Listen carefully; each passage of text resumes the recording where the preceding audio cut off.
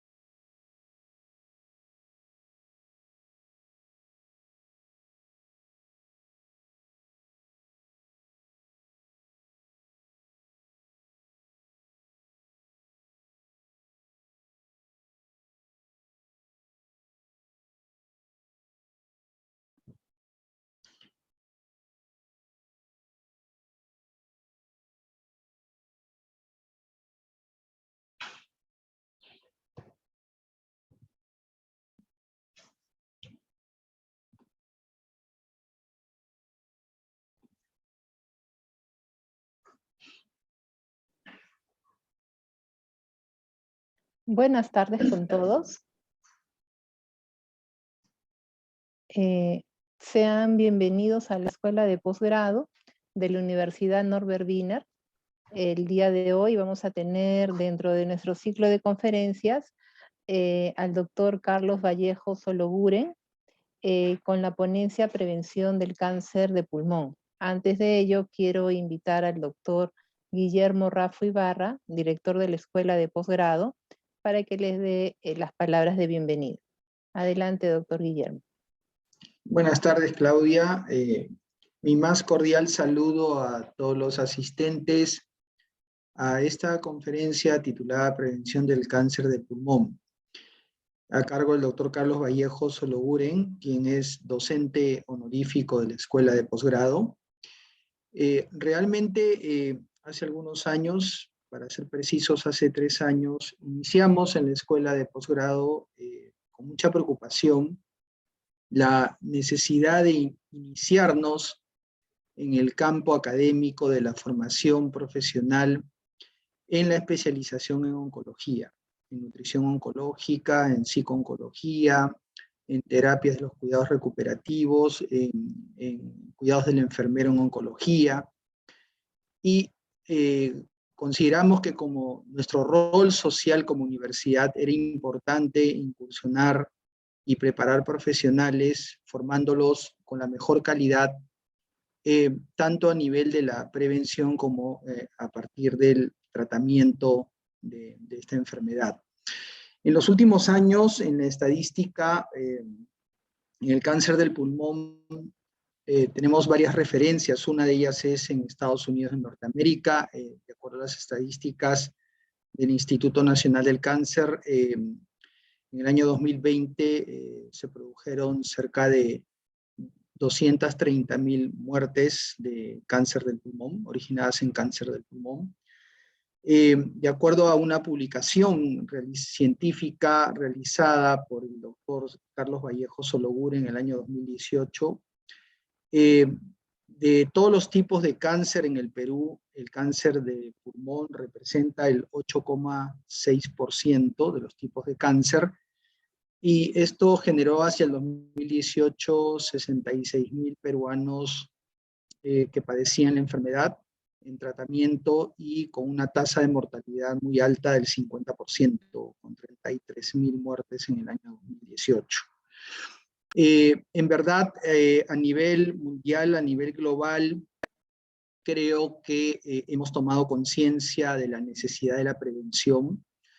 Dentro de ello, se tomaron políticas públicas de restricción de la publicidad de las tabacaleras, principal fuente originaria y causa del cáncer del pulmón, como es los cigarrillos, restringiendo su publicidad, lo cual fue una gran victoria para la salud pública realmente a nivel universal.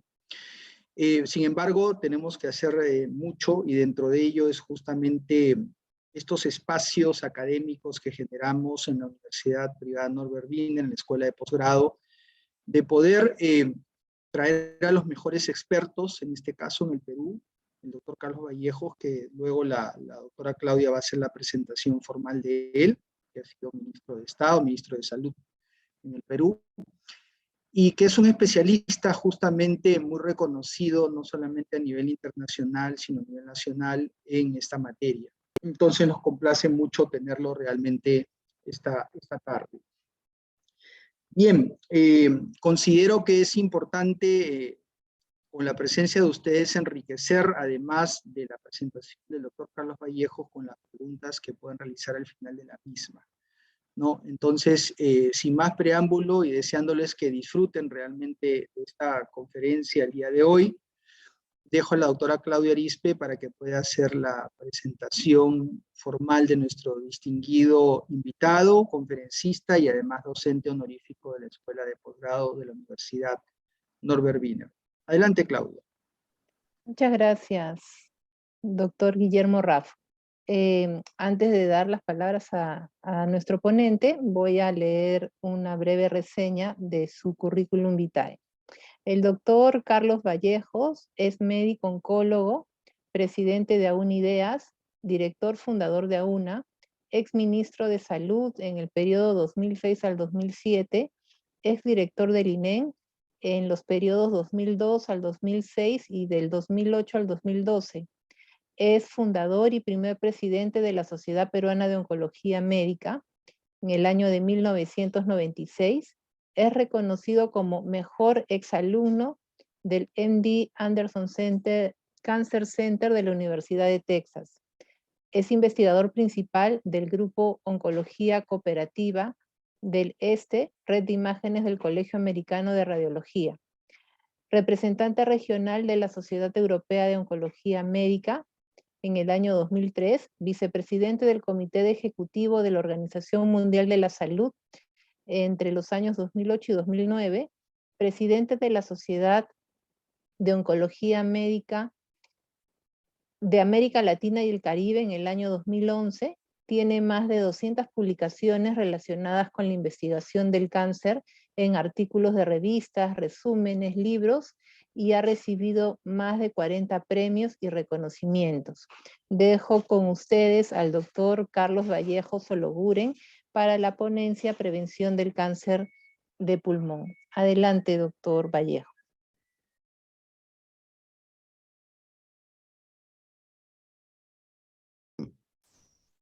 Perdón. ¿Podemos ya? Ahora estamos con un problema de tecnología en marcha. Bueno, en primer lugar debo manifestar mi agradecimiento por el altísimo honor que significa para mí participar en este webinar y que me permite hablar sobre algo que es realmente de vital importancia para todos. Hablar de un problema de salud pública como es el cáncer y particularmente lo que significa hablar de cáncer de pulmón. Un cáncer que todavía sigue siendo un flagelo de la humanidad. Es probablemente el cáncer más frecuente que ocurre en el mundo y no obstante todos los progresos que se han logrado en su diagnóstico y en su tratamiento, todavía sigue cobrando vidas en casi el 85% de los pacientes. ¿Y esto por qué?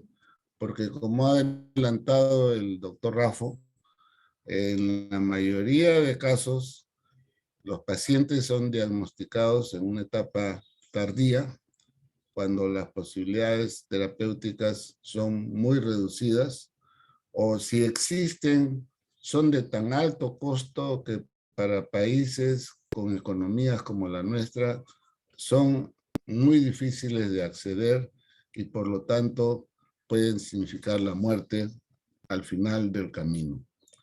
Y lo más triste de todo es que esta es una enfermedad que ya está demostrado hasta la saciedad que es una enfermedad prevenible. O sea, este es un modelo de enfermedad para prevenir, un modelo de prevención del cáncer, como vamos a poder ver a través de la disertación que hemos preparado para todos ustedes. Acá en esta primera diapositiva, yo les quiero mostrar, perdón, estamos fallando acá, Dios mío, mucha expectativa. El problema está en que esta es una enfermedad que sigue siendo, pues, como les he manifestado al iniciar esta presentación, un gran problema, y este problema está acá representado con algunos números que hemos obtenido de datos del Registro Mundial del Cáncer que publica el GloboCam, que es el grupo asociado a la Organización Mundial de la Salud. Y vemos en este gráfico que el lugar donde es más común este tipo de cáncer es en Europa, particularmente en Europa del Este. Es más frecuente en los hombres que en las mujeres. Y en segundo lugar, en cuanto a incidencia, vemos la ocurrencia en los Estados Unidos de Norteamérica, donde curiosamente se observa una característica que se está generalizando en el mundo, fundamentalmente en las naciones del hemisferio occidental, y la incidencia en mujeres es bastante alta. Y en tercer lugar, en cuanto a frecuencia y presentación de esta enfermedad, tenemos a el continente asiático, de donde se saca el dicho, pues, de que no quiero ser ofensivo, naturalmente, pero fuma como chino. Pues acá está la consecuencia. En Asia, en China y en Japón hay una alta incidencia todavía de cáncer de pulmón, cosa que no ocurre en Latinoamérica, probablemente por las razones socioeconómicas, las diferencias que existen todavía entre los diversos países del mundo. La próxima. Acá en esta diapositiva lo que estamos viendo es, ya nos vamos acercando un poco a la identidad por países en cuanto a la incidencia de esta enfermedad. Ustedes pueden ver acá cuáles son las características del cáncer de pulmón en Latinoamérica. Y vemos algo muy importante, que el país donde vemos más cáncer de pulmón en América Latina es en Uruguay, donde hay un predominio del sexo masculino sobre el sexo femenino. En segundo lugar está Argentina. Y nosotros, los peruanos, felizmente no estamos encabezando estas listas, pero sí tenemos también nuestro problemita con el cáncer de pulmón. Y vemos acá, ya casi al final de la gráfica, que la incidencia es casi semejante entre hombres y mujeres. Una peculiaridad entre nosotros que es difícil de explicar, pero probablemente es por la liberación femenina que ha llegado un poco tarde a nuestro país. La próxima. Acá vemos en este cuadro, que es un cuadro nacional ejecutado por personal del Instituto Nacional de Enfermedades Neoplásicas en colaboración con Oncosalud, algunas peculiaridades en cuanto a la incidencia del cáncer de pulmón en nuestro país. Y algo que llama la atención es lo que vemos acá. El lugar en el Perú donde se ve más cáncer de pulmón es en el Callao, con un casi 18 por millón de habitantes de incidencia. En segundo lugar está Lima, en tercer lugar Arequipa con igual incidencia, o sea, en segundo lugar lo comparte Lima y Arequipa, y en tercer lugar Pasco. Pasco llama la atención porque está en la sierra, está en una zona muy alta, más de 5.000 metros, pero esto probablemente, tenemos que hacer más estudios, probablemente no está solamente asociado a el consumo del tabaco, sino probablemente a la contaminación que existe en este lugar por las minas que están contaminando el aire y también la cocina, el método de preparar los alimentos en la sierra, que es utilizando la leña que puede ser recalentada y emitir gases que son tóxicos y por tanto también tener efecto carcinogénico. Y un detalle importante también que se recoge de esta gráfica es la poca incidencia de cáncer de pulmón que se observa en Tumbes y en Ucayali, 2.7 de incidencia, y también llama la atención la poca incidencia en Madre de Dios. Por lo demás, no es tan remarcable, pero se ve pues de que esto está probablemente relacionado al nivel socioeconómico y la capacidad adquisitiva y la posibilidad de consumir tabaco cuando uno no tiene dinero. La próxima. Acá vemos algunos números que son interesantes. En términos generales, vemos que la incidencia del cáncer del pulmón en el Perú ha disminuido discretamente entre los hombres. Vemos acá la gráfica en azul y la incidencia se observa de que no hay un cambio notable en cuanto a un aumento que pueda llamar la atención. Lo que llama la atención acá es el aumento constante que se observa en la curva roja, que es la que recoge los datos de incidencia en el sexo femenino.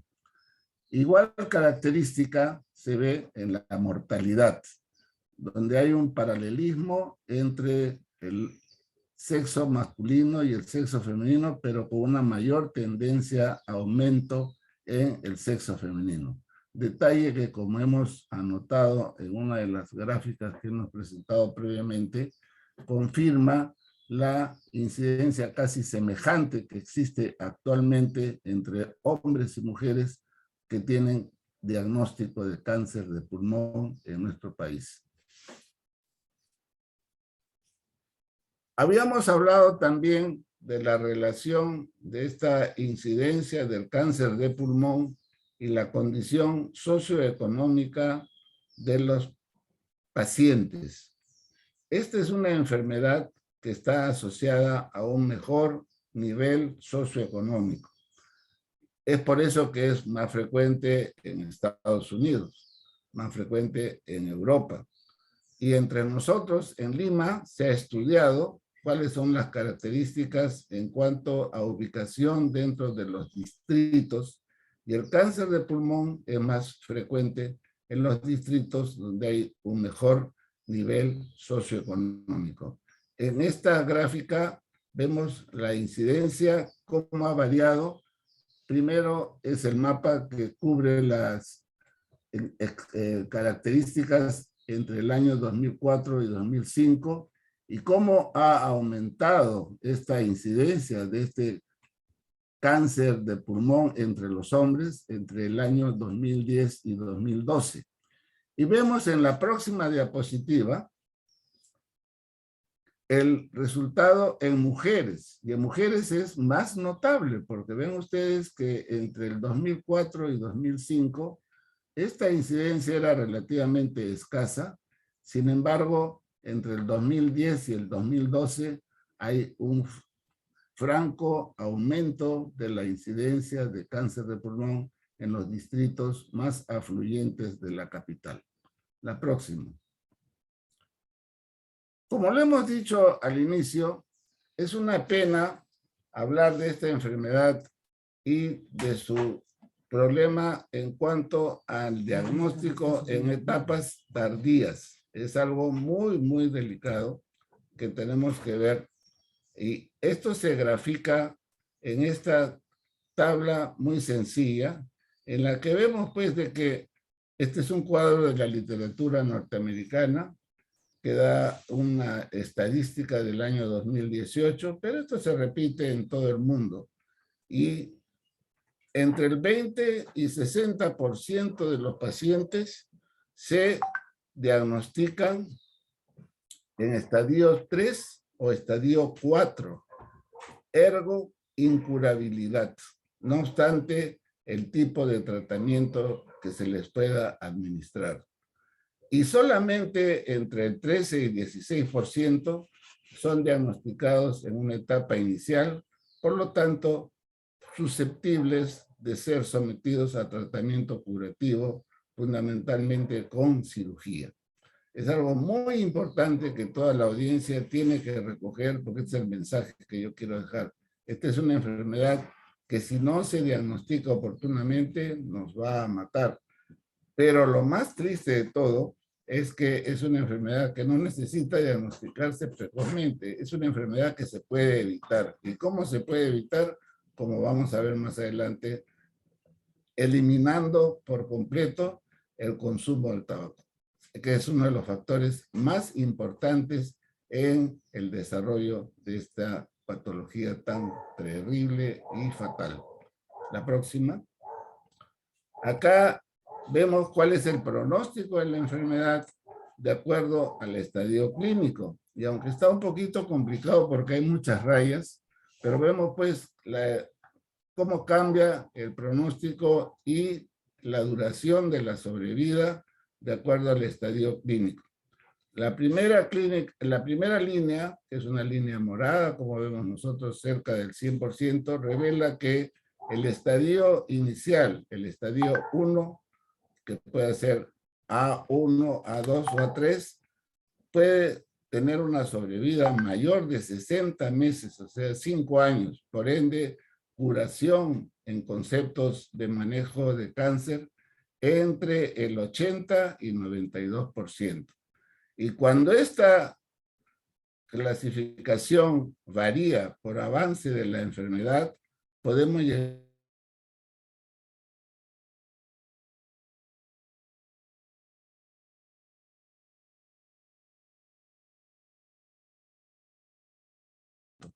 y cuando estamos en estadio 4, o sea, en un estadio avanzado, ya no tenemos nada que conversar. Es excepcional una sobrevida a 5 años y esto es probablemente por efecto de los nuevos medicamentos que se están utilizando y que es la medicación o medicina de precisión, que es lo que se aplica a estos pacientes cuando se descubre la falla que está condicionando el desarrollo del tumor a tratar. La próxima.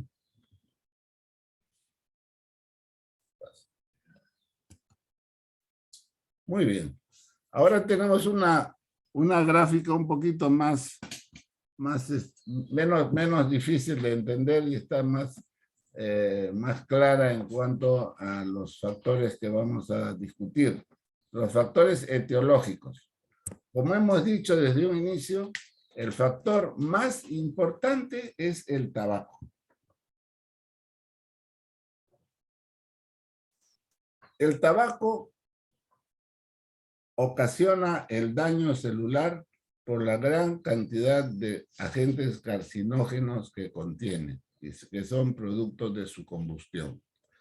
El otro elemento que está asociado al desarrollo de un cáncer de pulmón es la exposición a otras fuentes de carcinógenos, como son el amianto, el uranio, el arsénico y productos derivados del petróleo. Esto es algo también importante que hay que tener en cuenta y por eso que debemos estar todos también a favor del cuidado del medio ambiente y el problema de la alteración climática que es tan seria en nuestro medio.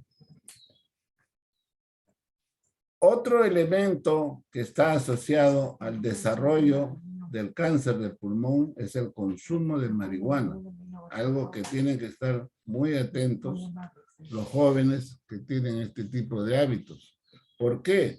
Porque también los cigarrillos del cannabis producen alquitrán o contienen alquitrán, cuya combustión también puede desarrollar o puede liberar productos carcinógenos que van a estar asociados al desarrollo del cáncer. Otro punto, como el que hablamos también por la incidencia tan alta que hay de cáncer de pulmón, no tan alta, pero la incidencia importante que hay de cáncer de pulmón en Cerro Pasco es la contaminación del aire, y esto definitivamente aumenta el riesgo de contraer este tipo de enfermedad. Y algo muy, muy importante, algo que está cambiando la historia natural del cáncer de pulmón y que constituye la máxima esperanza que tenemos para controlar el cáncer en su etapa avanzada, es el haber podido reconocer y establecer con bastante precisión la predisposición genética que tienen algunas personas y que son hereditarias y que se transmiten a través del ácido desoxirribonucleico, el famoso ADN, y que pueden ser activados por agentes oncogénicos, que son los que se liberan por el consumo de tabaco fundamentalmente. Más del 80% del cáncer de pulmón está asociado al consumo del tabaco. La próxima. ¿Por qué la nicotina es adictiva? Los fumadores gozan cuando fuman realmente, es un placer. Fumar es un placer, dice en la canción, ¿no? Pues bien, lo que ocurre es que la nicotina al ingresar a nuestro organismo, envía al cerebro en pocos segundos muchos estímulos que van a permitir la liberación de la dopamina como un producto de reacciones bioquímicas múltiples que se ocasionan por la llegada de esta sustancia al cerebro. ¿Y qué cosa hace la dopamina? Como sabemos todos, la dopamina es un elemento que nos brinda, pues, sensación de placer y tranquilidad. Es lo que también se utiliza en la medicación antidepresiva, provocar la liberación de la dopamina. Y entre cigarrillo y cigarrillo, el nivel de la dopamina disminuye en el consumidor. Y en muchos casos, esta persona le malogra el ánimo de una manera definitiva y también se pone en muchos casos ansiosa y requiere de continuar fumando. ¿Por qué? Porque el cerebro necesita pues la nicotina para liberar más dopamina y volver a tranquilizar al consumidor. O sea, el acto de fumar es un acto que libera rápidamente la producción de estas sustancias químicas y particularmente la dopamina, y esta es una de las causas por la cual hay la adicción al tabaco, que es tan difícil de combatir naturalmente. Por eso lo mejor es no solamente dejar de fumar, lo mejor es nunca fumar. Acá tenemos en esta gráfica con el humo que viene de un cigarrillo, lo que se resume en que la nicotina pues tiene un alto poder como droga adictiva. Estimula y relaja al mismo tiempo, algo increíble. Y entre sus efectos negativos inmediatos, aparte de alterar todo el sistema respiratorio y cardiovascular, está también que puede disminuir el apetito en muchos casos y ocasionar trastornos nutricionales en sus consumidores. La próxima. Los carcinógenos del tabaco que estábamos hablando, están algunos de ellos muy bien identificados y vemos en esta tabla, que es algo difícil, la asociación que hay entre agentes carcinógenos que están en algunos de los rectángulos dentro del cuadro, que se unen, son moléculas que se unen al ácido desoxirribonucleico, formando un aducto, que es la unión entre el ADN y la molécula carcinogénica. Esta unión de esta molécula carcinogénica al ADN es altamente peligrosa porque produce rupturas y la liberación de errores genéticos. Entonces, estos complejos que se forman entre el ADN y estos carcinogénicos son los que ocasionan en muchos de los casos, está bastante bien identificada, el cáncer de pulmón. Lo que no se puede determinar es qué tipo de cáncer de pulmón necesariamente. Pero en la mayoría de casos es el adenocarcinoma y el carcinoma epidermoide. La próxima, por favor. Otro efecto que tiene el tabaco no es bueno para nada realmente. Afecta la longevidad.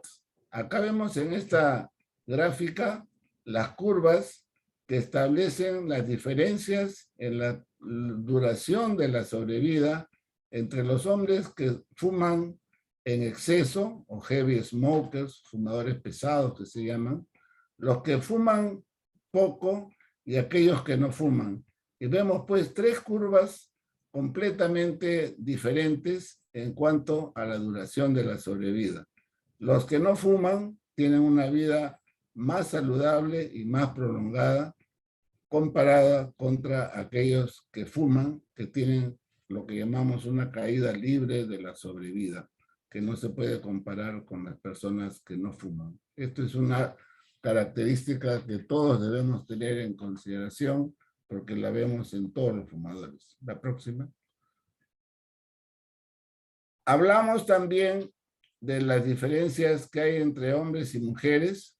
Pues bien, estas diferencias se siguen dando actualmente, no solamente en el hecho de que está aumentando el cáncer del pulmón en el sexo femenino, sino como que vemos en estas dos curvas, la de la izquierda es la curva del sexo masculino en sus diversos tipos de cáncer. Vemos el más común sigue siendo el cáncer de pulmón, es el cáncer más común entre hombres y mujeres. En segundo lugar está el de la próstata, en tercer lugar el cáncer de colon.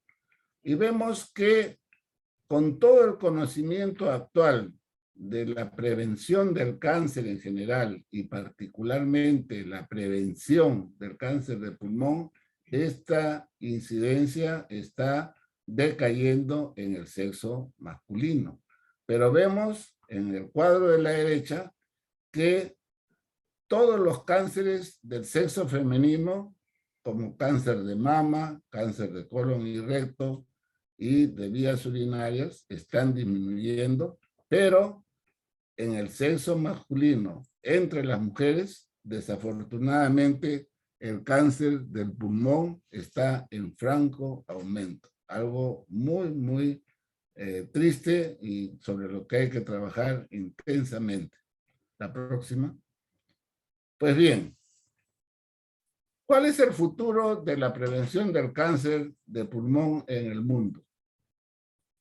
Sabemos de que el cáncer de pulmón es producto de una serie de fenómenos que van ocurriendo dentro del sistema respiratorio, particularmente el pulmón y los bronquios.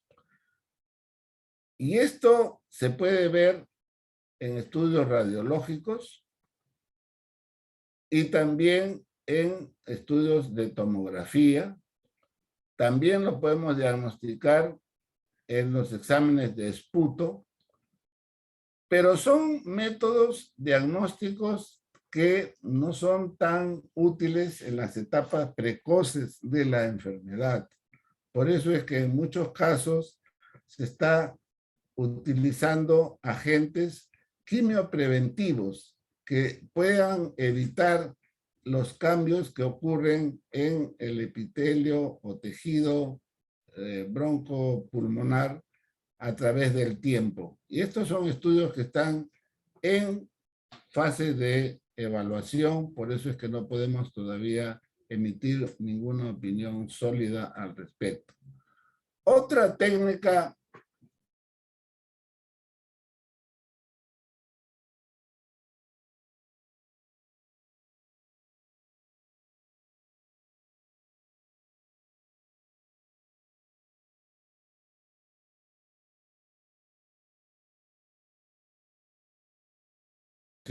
una irradiación de alta tasa inútilmente, porque no se necesita una tomografía normal. Una tomografía de baja intensidad también puede identificar las lesiones.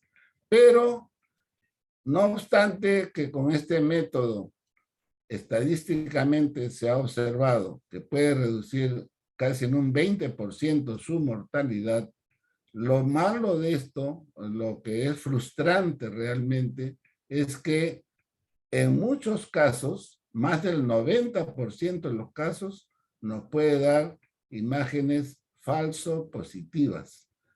O sea, nos da una imagen sospechosa de cáncer de pulmón, se ejecuta la broncoscopía o la biopsia transtorácica y este estudio no es positivo para cáncer, lo cual es buenísimo, pero el costo de este tipo de despistaje es muy alto y el costo-beneficio muy bajo. De modo que es algo que los investigadores lo están reevaluando y está pasando a otro nivel. Otro tipo de estudio que se hace para diagnosticar cáncer de pulmón en una etapa precoz es el estudio del aliento, del aire que uno emite, y que puede encontrarse en algunos casos cambios en el ADN producto de la alteración de sus bases moleculares. Pero también este es un estudio que no es práctico, todavía está en una etapa de evaluación. Ojalá lo lográramos o se pudiera obtener un método que permita hacer un diagnóstico a través del aliento. Algo sería muy, muy fácil. Pero algo que sí es realidad y que está aumentando cada vez más su utilización es la llamada biopsia líquida. La biopsia líquida es cómo establecer el diagnóstico del cáncer de pulmón, no por biopsia, sino por extracción de sangre o estudio del esputo. Lo que se logra mediante este método es la identificación de las mutaciones moleculares que están asociadas al desarrollo del cáncer. Y esto nos permite medir, en primer lugar, diagnosticarlo cuando ni siquiera es detectable desde el punto de vista de imagen, y también nos permite hacer un seguimiento durante el tratamiento, porque su modificación nos indica el grado de actividad que tiene la enfermedad y por ende es algo muy, muy práctico, pero a la vez es muy costoso todavía y su práctica generalizada llegará pronto, innegablemente, pero todavía tenemos que esperar. Pero todo esto, todos estos estudios de prevención, el resumen y el mensaje más claro, más práctico, más económico y más efectivo es dejar de fumar. Y si uno no ha fumado, mejor todavía. O sea, esto es lo que nosotros como adultos tenemos que inculcar en la niñez. Los niños y los jóvenes tienen que entender que este hábito es un hábito letal. La próxima. Acá yo les había hablado del uso de la tomografía de baja densidad, la tomografía torácica de baja densidad para el diagnóstico del cáncer de pulmón en etapas iniciales. Pero acá vemos un resumen de una tabla muy, muy cargada, disculpen ustedes, pero no pude encontrar algo más práctico, donde vemos pues de que el porcentaje de falsos positivos es considerable, es mayor del 90%, tanto en la tomografía como en la radiografía. O sea que la diferencia más importante que se puede establecer es en lo que le cuesta al paciente o la persona que se está haciendo el depistaje mediante este método. Por lo tanto, en nuestro medio, sobre todo, tenemos que ser muy juiciosos antes de poderla indicar.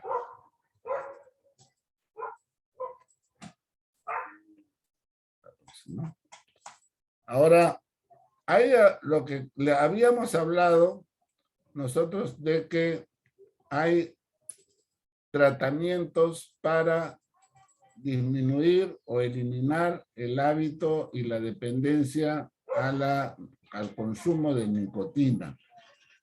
Esto es algo que todos lo conocemos, pero es importante recordarlo, porque no obstante que el mejor método es dejarlo o no fumar nunca, bueno, si no se puede, hay alternativas.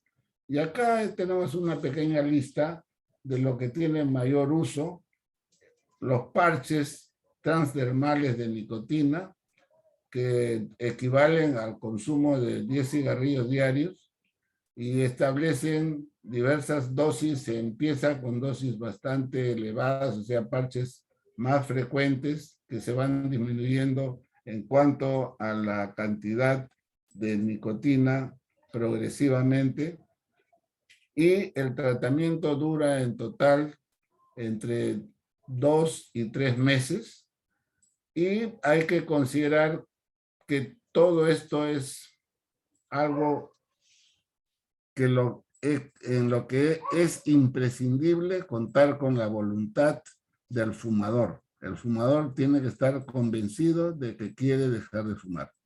Y lo importante es de que después de 12 semanas o 13 semanas, ya uno puede notar la actividad o inactividad de este método para dejar de consumir cigarrillos o dejar de fumar. Tiene sus problemas, como cualquier método terapéutico, puede alterar el sueño y algunas otras cosas, pero lo más importante es que hay personas que pueden responder a los parches transdermales de nicotina. También hay caramelos de nicotina, también hay chicles o goma de mascar de nicotina, y también hay inhaladores de nicotina, y acá están establecidos cómo es que se pueden utilizar y el grado de utilidad que ellos tienen, el grado de éxito que tienen después del mínimo de 3 meses que deben ser aplicados. Y la próxima, también hay spray, inhalador, que dan niveles de nicotina a los 5 o 10 minutos de aplicado, y esto también se puede observar su resultado a los 3 meses. Yo personalmente, en esto sí voy a hablar a título personal, la experiencia que hemos tenido con el uso de estos métodos en nuestro medio no es muy optimista, pero también debemos tomar en cuenta de que su uso no es tan común entre nosotros. La próxima. Y también hay medicinas que pueden ser utilizadas para bloquear la dependencia o necesidad de consumir nicotina. Compiten muy parejamente, y esta es la vareniciclina, Chantix que se llama, que fue lanzado hace ya como 20 años con mucho optimismo, pero todavía siguen hablando y el efecto no es tan bueno, efectivamente. También hay que tomarlo mínimo 3 meses, y los efectos secundarios incluyen insomnio, náuseas, dolores de cabeza, alteraciones del ánimo, de modo que no es tan efectivo, a tal punto de que hay algunas personas con trastornos de conducta a los cuales simplemente no se les puede dar este tratamiento porque pueden verse agravados en su sintomatología emocional. También se pueden ver alteraciones renales, y no está indicado durante el embarazo ni tampoco en jóvenes adolescentes. La próxima. Bueno, ahora vamos a ver por qué es que tenemos que dejar de fumar. Estas son unas gráficas muy simples, pero creo que pueden transmitir el mensaje que queremos dejar a toda la audiencia. Acá lo que vemos es de que cuando las personas dejan de fumar, está demostrado que a las 24 horas disminuye la posibilidad de desarrollar un infarto de miocardio. O sea, empiezan a disminuir los riesgos de enfermedad cardíaca aguda, y esto se ve mucho más sólidamente a los 3 meses de que el fumador dejó el hábito. Esto también puede verse con más solidez a los 9 meses, y es algo que es muy importante porque nosotros también podemos ver en algunos pacientes que tienen alteraciones radiológicas o que también tienen alteraciones auscultatorias, que antes del año estas alteraciones empiezan a mejorar tanto desde el punto de vista de la auscultación como de las imágenes, y lo que es también muy importante, el riesgo del infarto puede reducirse ya a la mitad. A los 5 años de haber dejado de fumar, el riesgo también de hacer o desarrollar accidentes cerebrovasculares se equipara al que tiene cualquier persona de la misma edad que nunca fumó, y a los 10 años de haber dejado de fumar ya se observa una disminución del riesgo de desarrollar cáncer, y el riesgo en muchos casos se vuelve casi semejante a lo que tiene la persona que nunca fumó. Es algo muy importante, es algo estimulante, o sea, pues que los fumadores no están condenados, tienen la posibilidad de redimirse siempre y cuando dejen de fumar hoy mismo. La próxima. Muy bien. Ahora, esta tabla, no se asusten, acá es un resumen en barras de lo que ha sido la calificación de las políticas antitabaco establecidas o apoyadas por la Organización Mundial de la Salud. Esta calificación fue en casi 200 países y demuestra la efectividad de las normas que fueron establecidas. La M representa el monitoreo, o sea, cuántos países han obedecido las recomendaciones de la Organización Mundial de la Salud, y vemos que 78 países, o sea, casi y 29 han establecido y mantienen datos constantes de sus controles de fumar y de sus campañas de dejar de fumar y políticas antitabaco. Junto también tenemos a 29 países que tienen el cumplimiento de estas reglas y que presentan sus datos con regularidad. 51 pacientes, algo menos, pero en general pues tenemos un 80% de países que están comprometidos seriamente en la lucha antitabaco. En el lado derecho vemos 5 columnas. Hay una columna que está con la P, que es donde establece cuántos países tienen la política de ambientes libres de tabaco.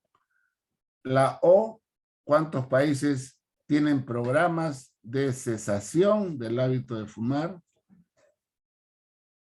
Tenemos esta columna que no está calificada, que lo que dice es qué países tienen advertencias en los paquetes de cigarrillos. La W, la segunda, es cuáles países tienen actividades de difusión a nivel de los medios, tanto los medios hablados como escritos. Esta es la W, o sea, advertencia en los paquetes y publicidad en los medios. La E, los banners informativos, cartelones. Y la R habla de los países que castigan o penalizan con impuestos muy altos o menos altos a los consumidores de cigarrillos. Vemos pues que hay una distribución un poco irregular, pero vamos a sumar el azul oscuro y el azul leve, y vemos pues de que más del 70% de los países están obedeciendo o siguiendo las normas básicamente de ambientes libres de cigarrillo, programa de cesación, advertencia en los paquetes, y vemos también que más de 150 países desarrollan campañas con avisos públicos en los lugares públicos para dejar de fumar, y los impuestos altos están también utilizados en más del 60% de los países.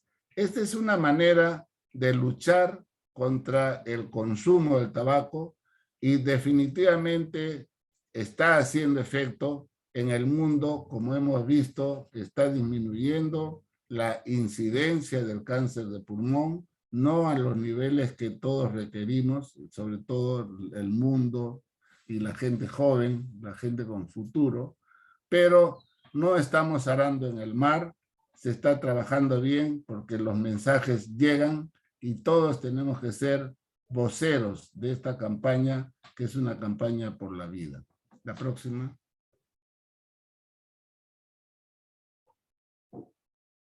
Acá en este mapamundi vemos pues de que en la mayoría de países del mundo están establecidas las reglas de cuidados de la salud para disminuir el consumo del tabaco y por ende evitar el desarrollo del cáncer. En América, excepto en Venezuela y Bolivia, y en algunas naciones centroamericanas, África y Asia, pero el resto del mundo, todos cumplen con las reglas para evitar y luchar efectivamente contra la epidemia del tabaquismo a nivel mundial. Bueno, estamos llegando ya al final de la charla, pero no podemos dejar de hablar, como lo dijo el doctor Raffo, en el Perú se viene trabajando contra este cáncer desde hace muchos años. Uno de sus principales promotores ha sido y es el doctor Luis Pinillos, mi amigo y mi compañero y mi socio. Con él hemos trabajado intensamente desde la década del 80, luchando por obtener el control del tabaquismo en el Perú y sobre todo trabajando con los niños. Y cuando estuvimos en el ministerio, disculpen ustedes que hablemos de experiencias personales, pero creo que es parte también de la presentación, pudimos consolidar estas políticas y establecimos que el Perú fuera un país libre del humo de tabaco. Y acá vemos en esta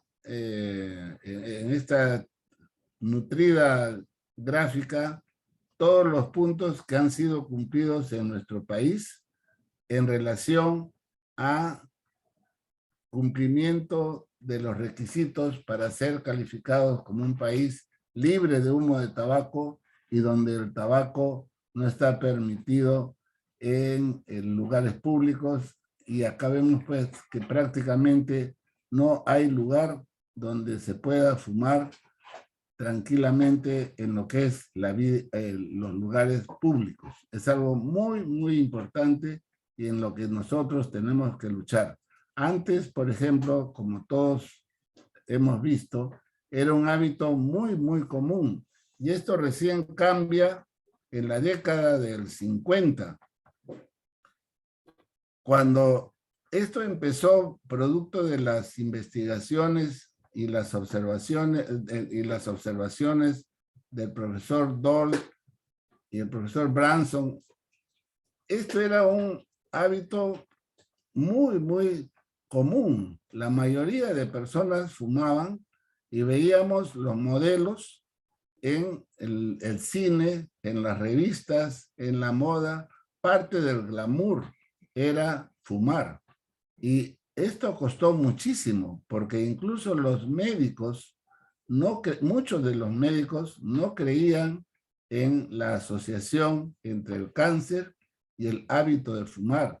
Por ende, esta ha sido una lucha muy, muy grande en la cual hemos participado todos y afortunadamente vamos ganando, aunque muy lentamente, porque la industria del tabaco es una industria muy, muy fuerte y ataca en los lugares donde menos se espera. ¿Han visto ustedes este mapa donde el África no cumple con los requisitos o recomendaciones de la Organización Mundial de la Salud? Pues el África es uno de los lugares donde se están desarrollando más las fábricas de cigarrillos.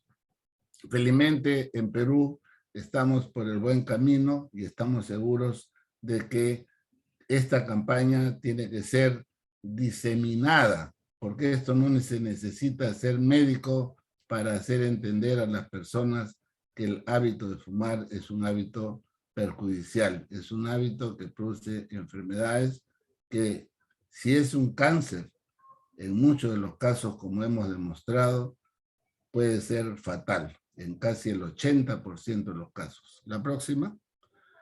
Bueno, finalmente, es importante, pues, de que ustedes entiendan que las actividades de control del hábito de fumar tenían y felizmente van logrando el objetivo principal. ¿Cuál es?